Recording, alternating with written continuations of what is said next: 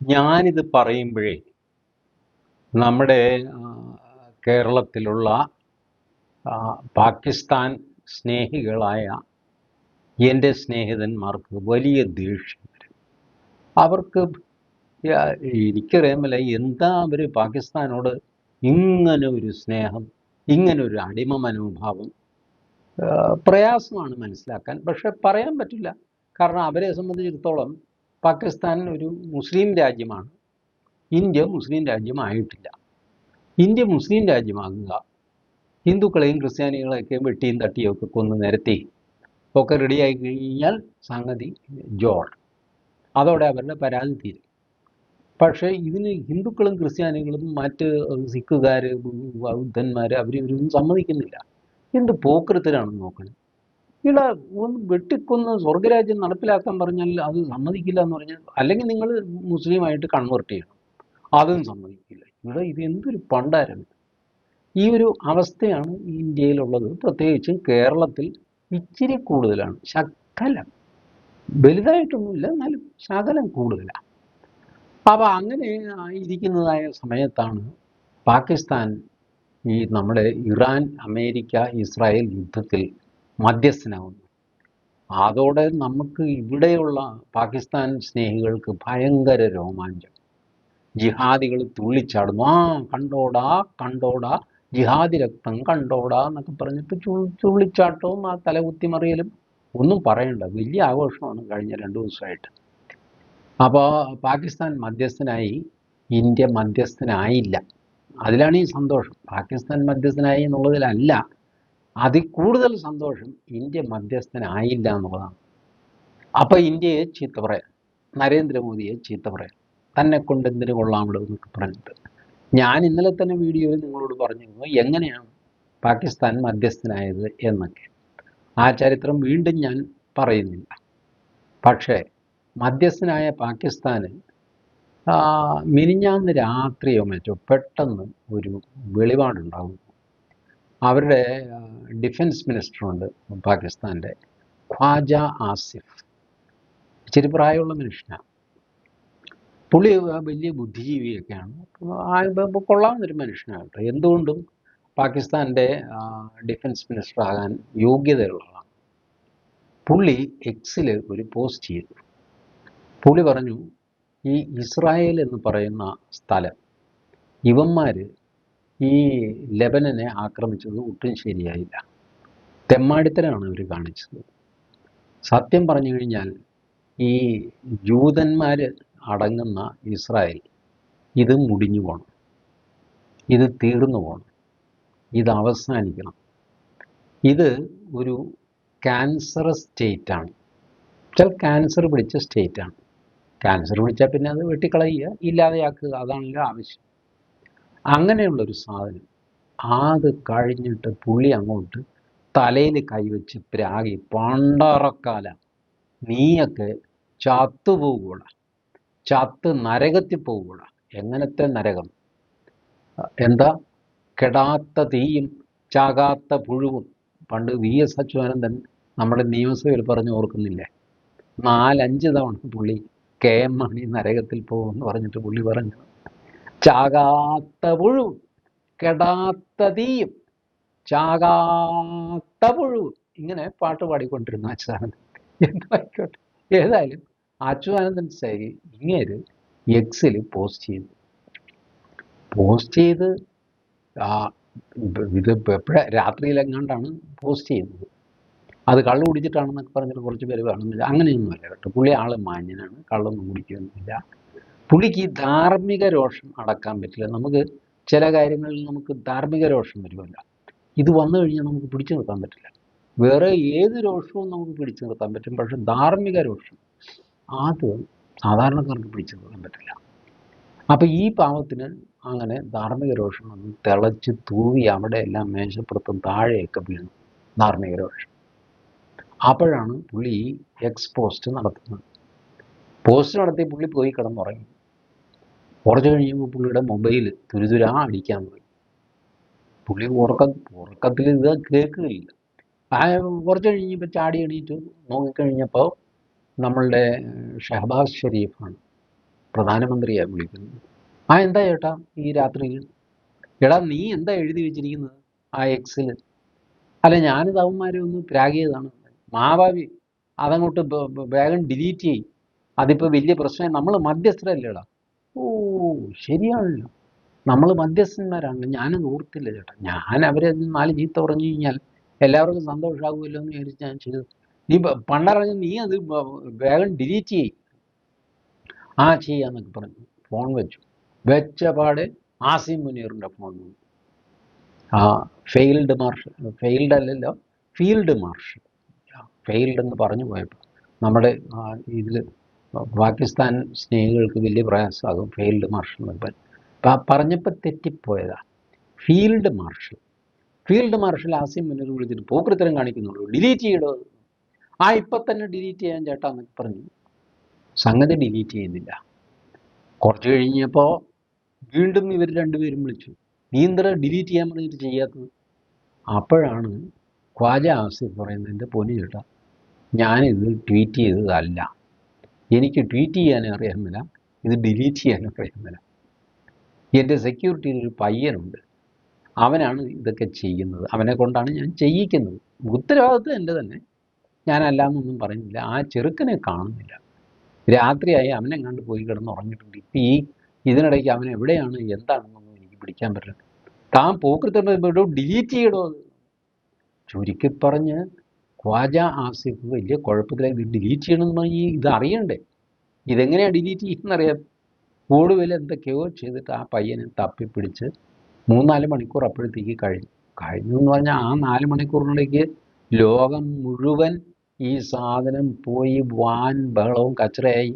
Israel പറഞ്ഞു, ഞങ്ങൾ പണ്ടേ പറഞ്ഞിട്ടില്ലേ ഈ പാകിസ്ഥാനെ വിശ്വസിക്കാൻ കൊള്ളില്ല, ഇവനാണോ മധ്യസ്ഥൻ, ഇവൻ ഞങ്ങളെ ക്യാൻസർ എന്ന് വിളിക്കാൻ ഇവരാനാണ്.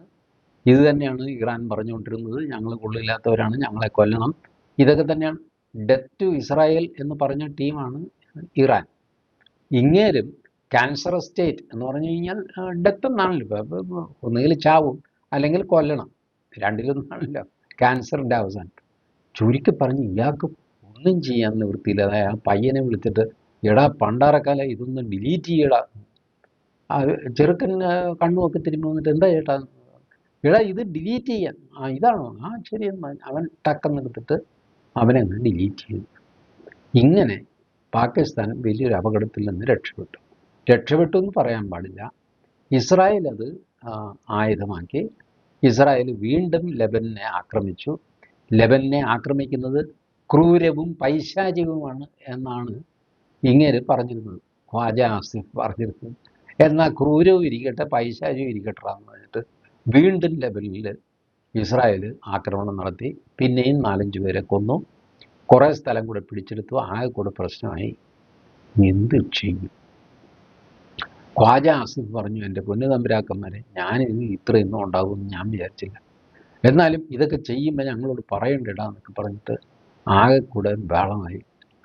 അപ്പോൾ ഈ ആസിം മുനീർ വല്ലാതെ ചൂടായി, താൻ ഞങ്ങളെ നാണം കെടുത്തി അടങ്ങുള്ളൂ, ഞങ്ങളൊരു കണക്കിന് ഞങ്ങളുടെ അന്തസ്സ് വീണ്ടെടുത്ത് അന്താരാഷ്ട്ര തലത്തിൽ ഞങ്ങൾ മധ്യസ്ഥൻ കളിച്ചുകൊണ്ടിരിക്കുമ്പോഴാണ് താൻ ഈ പരിപാടി ഇറക്കിയത് എന്നൊക്കെ പറഞ്ഞിട്ട് എന്ത് ചെയ്യാനാണ്? ഒന്നും ചെയ്യാൻ നോക്കുകയില്ല. ട്വിറ്ററിൽ അഥവാ എക്സിൽ പോസ്റ്റ് ചെയ്തത് അത് പോയി. പിന്നെ നിങ്ങൾ ഡിലീറ്റ് ചെയ്ത് കഴിഞ്ഞാൽ അതിനിടയ്ക്ക് ഇതിൻ്റെ സ്ക്രീൻഷോട്ട് എടുത്ത് ആൾക്കാരങ്ങ് മുമ്പിക്കുകയല്ലേ.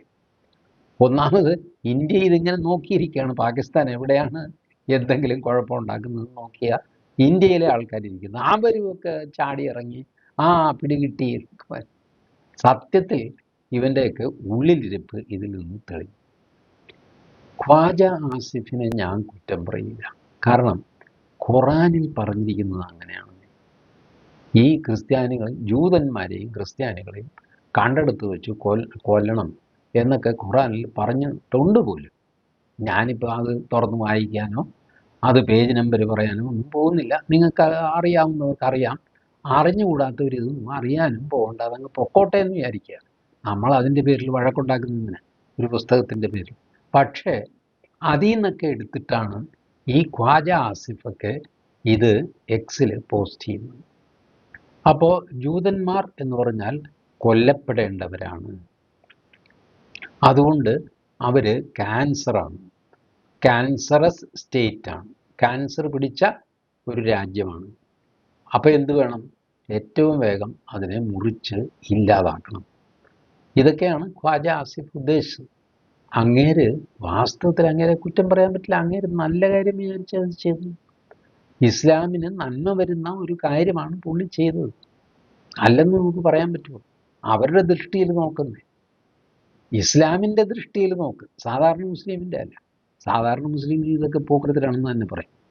ബട്ട് കടുപ്പപ്പെട്ട ജിഹാദികളായിട്ടുള്ളവർ വാക്കിന് ഖുറാനെടുത്ത് ഉദ്ധരിക്കുകയും പിടിക്കുകയൊക്കെ ചെയ്തിട്ട് ഇങ്ങനെ മസിൽ പിടിച്ച് നിൽക്കുന്ന കക്ഷികൾ, അവരുടെ ദൃഷ്ടിയിൽ നോക്കുക. അവരുടെ ദൃഷ്ടിയിൽ നോക്കിക്കഴിഞ്ഞാൽ ഖ്വാജ ആസിഫ് എഴുതിയതിൽ യാതൊരു തെറ്റുമില്ല. ഇസ്രായേൽ കൊല്ലപ്പെടേണ്ടവർ തന്നെയാണ്, ജൂതന്മാരാണ്. ജൂതന്മാരെ ജ്യൂസ് എന്ന് തന്നെയാണ് ഇങ്ങനെ എഴുതിയിരിക്കുന്നത്. ഖ്വാജ ആസിഫ് എഴുതിയിരിക്കുന്നത് ജ്യൂസ് എന്ന് തന്നെയാണ്, അല്ലാതെ ഇസ്രായേലുകളൊന്നും അല്ല, ജ്യൂസ്. അപ്പോൾ അവർ വധിക്കപ്പെടേണ്ടവരാണ്, വധ്യർ എന്ന് സംസ്കൃതത്തിൽ പറയും. അപ്പോൾ അങ്ങനെയുള്ളവരെ തല്ലിക്കൊല്ലുകയല്ലാതെ അല്ലെങ്കിൽ വെടിവെച്ച് കൊല്ലുകയല്ലാതെ വേറെ മാർഗ്ഗമില്ല. അല്ലെങ്കിൽ അവർ മുസ്ലിമായിട്ട് മാറും. പിന്നെയുള്ളത് ആരാ? ക്രിസ്ത്യാനികൾ. ക്രിസ്ത്യാനികളെപ്പറ്റി ഖ്വാജ ആസിഫ് ഒന്നും മിണ്ടിയില്ല. കാരണം ട്രംപും JD വാൻസും ഒക്കെ ക്രിസ്ത്യാനികളാണില്ല, അത് സംഗതി കുഴപ്പത്തിലാകും. അതുകൊണ്ട് എല്ലാവരെയും ഒറ്റയടിക്ക് വെറുപ്പിക്കേണ്ട. നമ്മളൊരു കാര്യം ചെയ്യുമ്പോൾ അതിനകത്തൊരു നയം വേണമല്ലോ. അപ്പോൾ അതുകൊണ്ട് പുള്ളി എന്ത് ചെയ്തു? ക്രിസ്ത്യാനികളെ സൂത്രത്തിന് ഒഴിവാക്കി. ജൂതന്മാരെ നമുക്ക് ആദ്യം പിടിക്കാം, ക്രിസ്ത്യാനിയെ നമുക്ക് പിന്നെ പിടിക്കാമെന്ന്. ക്രിസ്ത്യാനി നമ്മളെ കയ്യിൽ ഇരിക്കുകയല്ലേ, അവൻ്റെ പെടലിക്ക് ഞാൻ ഞെക്കിക്കോളാം, ആദ്യം ഇവനെ ഒന്ന് തീർക്കട്ടെ. ഇങ്ങനെയൊക്കെ വലിയ കാൽക്കുലേഷനിലാണ് പുള്ളി ഇത് എക്സിൽ പോസ്റ്റ് ചെയ്തത്. അത് ഇങ്ങനെ തലതിരിഞ്ഞു വരുമെന്ന് അങ്ങേര് വിചാരിച്ചില്ല. പുള്ളി പോസ്റ്റ് ചെയ്യുന്നത് തന്നെ ഇതൊക്കെ എഴുതി റെഡിയാക്കിയിട്ട് ആ ചെറുക്കനെ വിളിക്കും. അൻവറോ ഷമീമോ എടാ ആരുടെ അവിടെ ഉള്ള പിള്ളേർ പാടാ ഇവിടെ, എന്താ ചേട്ടാ? അല്ല അത് ഇതെടുത്തിട്ടൊന്ന് എക്സിലേക്ക് ഇട്ടേടാ. പിള്ളേർ അതെടുത്തിട്ട് എക്സിലിടും. അത് ഇങ്ങേര് മാത്രമല്ല, ഷഹബാസ് ഷെരീഫ് അങ്ങനെയാണ്. കഴിഞ്ഞ ദിവസം പുള്ളിക്ക് പറ്റിയ അബദ്ധം ഞാൻ പറഞ്ഞിരുന്നല്ല. Draft to be tweeted by Shahbaz Sharif, prime minister of Pakistan എന്നൊക്കെ പറഞ്ഞിട്ട് ഇങ്ങനെ ഈ വരിയും കൂടെ ചേർത്ത് അങ്ങോട്ട് ട്വീറ്റ് ചെയ്തു. ഡ്രാഫ്റ്റാണ് അയച്ചു കൊടുത്തത്. ഡ്രാഫ്റ്റിന് താഴെയുള്ള മാറ്റർ വേണം അയക്കാനായിട്ട്. പക്ഷേ പുള്ളി ഡ്രാഫ്റ്റ് എന്നുള്ള വാക്കും ആ വരിയും കൂടെ ചേർത്തിട്ട് അങ്ങ് ട്വീറ്റ് ചെയ്തു. പിന്നെ അത് എഡിറ്റ് ചെയ്തു, ആകെ കൂടെ കച്ചറയായി. ഇവർക്ക് ഈ സാധനം ഓപ്പറേറ്റ് ചെയ്യാൻ അറിഞ്ഞുകൂടാ. ഇറാൻ ഇതിൽ രക്ഷപ്പെടുന്നതെന്ന് വെച്ച് കഴിഞ്ഞാൽ ഇറാൻ്റെ അംബാസഡർമാരുണ്ട്. ഇറാൻ്റെ മറുപടികളൊക്കെ നിങ്ങൾ ശ്രദ്ധിച്ചു, ഇറാനിൽ നിന്നല്ല വരുന്നത്. അത് വരുന്നത് ഇന്ത്യയിലെ ഇറാൻ എംബസി, സൗത്ത് ആഫ്രിക്കയിലെ ഇറാൻ എംബസി, ബൾഗേറിയയിലെ ഇറാൻ എംബസി, ഇവിടെ നിന്നൊക്കെയാണ് ഇറാൻ്റെ മറുപടി വരുന്നത്. അല്ലാതെ ഇറാൻ്റെ മറുപടി ഇറാനിൽ നിന്ന് വരില്ല. വന്നു കഴിഞ്ഞാലുണ്ടല്ലോ, ഒന്നാമത് അവിടെ ഇൻ്റർനെറ്റ് ഇല്ല. ഇനി ഇൻ്റർനെറ്റ് ഒന്ന് ഓണാക്കിയിട്ട് ഒരു എക്സിലൊരു പോസ്റ്റ് കൊടുക്കാമെന്ന് ചോദിച്ചാൽ കൊടുത്ത നിമിഷത്തിൽ ഇത് ചെയ്തവൻ എവിടെ ഇരിക്കുന്നു എന്ന് IME നമ്പർ വെച്ചിട്ട് ഇസ്രായേൽ പിടിക്കും, അവനെ അപ്പത്തട്ട്. ഇതാണ്. അപ്പം ഇവരിപ്പം ഈ പറയുന്ന നമ്മുടെ പെസഷ്കിയാൻ, എൻ്റെ ദൈവമേ, എൻ്റെ നാക്കുളുക്കിയിട്ട് പാടില്ല. ഈ പെസഷ്കിയാൻ, പിന്നെ മറ്റേ അവരുടെ ഒരു ഇയാളുണ്ട്, സ്പീക്കറുണ്ട്, ഗാലിബിഫ്, അങ്ങനെ എന്തോ ഒരു പേരുമായിട്ട്. ഞാൻ സത്യം പറയാനില്ല, ഇവർക്ക് തങ്കപ്പനെന്നും നാരായണനെന്നും പേര് കൊടുക്കാം. കാരണം ഇതിപ്പോൾ പല മനുഷ്യർക്കും ഇതുപോലെ പറ്റാറുണ്ട്. ഒരു ഡോക്ടറുടെ അടുത്ത് ആൾക്കാർ വരും കാണാനായിട്ട്. അപ്പോൾ അന്നത്തെ പഴയ കാലത്ത് ഇയാൾ വന്നവരുടെ പേര് എഴുതി വയ്ക്കും. ആ പേര് വിളിക്കുന്നതനുസരിച്ച് ഇവർ ഓരോരുത്തർക്ക് കയറി ഡോക്ടറെ കാണാം. ഇതാണ് സിസ്റ്റം. അപ്പോൾ ഒരുത്തൻ വന്നു, അയാളോട് ചോദിച്ചു എന്താ പേര്. അയാൾ പറഞ്ഞു ദൃഷ്ടദ്യുമ്നൻ. അതെ, ദൃഷ്ടദ്യുമ്നൻ. ഈ എഴുതുന്ന ആളിന് വല്ലാത്തൊരു പരിഭ്രമവും പ്രയാസമൊക്കെ. പുള്ളി അടിമുടി ഇവനെ നോക്കിയിട്ട് പറഞ്ഞു, ഞാൻ തങ്കപ്പൻ എന്ന് വിളിക്കും, അപ്പം കയറിക്കോളണം. കാര്യം നടക്കണമല്ലോ.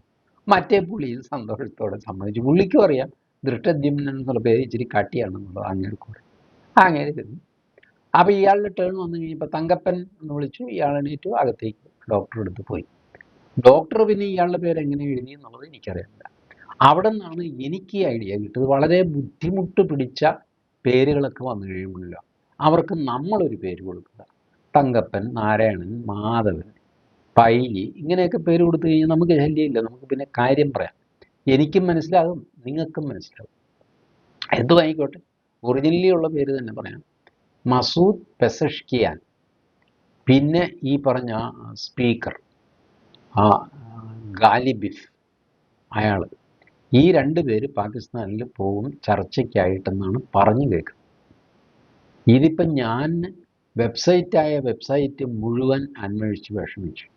ഇവരവിടെ പോയോ ഇല്ലെന്ന് ആർക്കും അറിയാമില്ല. നിങ്ങൾ ഈ വീഡിയോ കാണുന്ന ഈ നിമിഷം വരെ ഒരുപക്ഷെ ഇതിനിടയ്ക്ക് എന്തെങ്കിലും സംഭവിച്ചാൽ ഞാൻ ഉത്തരവാദിയല്ല. ഏതായാലും ഇതുവരെ അവർ പോയെന്നോ പോയില്ലെന്നോ ആരും പറയുന്നില്ല. ഇതിന് കാര്യം എന്താണെന്നറിയാമോ? ഇവർ പോകാനായിട്ട് പുറപ്പെട്ടാൽ, ഇവർ ഫ്ലൈറ്റിനാണ് പോകുന്നതെങ്കിൽ ചിലപ്പോൾ ഇസ്രായേൽ ആകാശത്ത് വെച്ച് തീർത്ത് കളയും. ഇതാണ് അവരുടെ പേടി. വാസ്തവത്തിൽ അങ്ങനെ പേടിക്കേണ്ട കാര്യമില്ല.